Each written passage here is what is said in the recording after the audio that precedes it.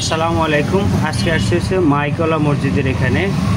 তো এখানে আসছি একটা ফ্রিজের কাজ করার জন্য। ফ্রিজটার প্রবলেমটা হলো এটা একটা ডিপ ফ্রিজ, এটা র্যাঙ্কসের একটা ডিপ ফ্রিজ,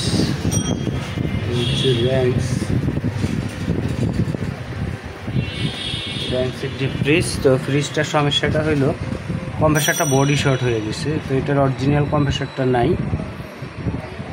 তো এটা হচ্ছে চায়না কম্প্রেসার, এই যে চায়না কম্প্রেসার। এই কম্প্রেসারটা লাগানো ছিল, এটা খুলছি, খুলে এখন অরিজিনাল একটা থাইল্যান্ডের কম্প্রেসার দিয়েছি। আশা করি ভালো চলবে আল্লাহর রহমতে। থাইল্যান্ডের কম্প্রেসারগুলো খুবই ভালো। আর হচ্ছে এটা তামার কয়েল, আর যেটা লাগানো ছিল এটা হচ্ছে অ্যালুমিনিয়ামের কয়েল।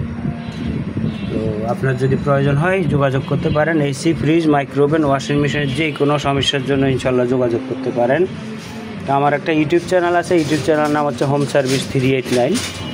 তো আমি এখন বেগম করতেছি, এই আমার বেগম মিটার 0-র নিচে গেছে কাটা। আরও বেগম করবো আরও কিছুক্ষণ, যতক্ষণ এখান দিয়ে বাতাস বাইরে হবে। এটা আমার বেগম মেশিন, যতক্ষণ এখান দিয়ে বাতাস বাইরে হবে ততক্ষণ বেগম করব। যদি লিক থাকে তাহলে এই দিক দিয়ে অনর্গল বাতাস বাইরে হইতেই থাকবে, আর যদি লিক না থাকে তাহলে এই দিক দিয়ে আর বাতাস আসবে না।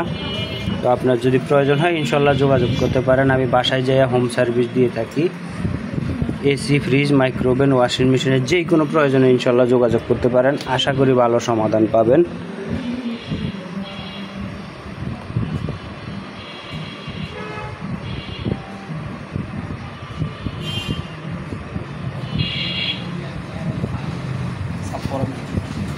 কোন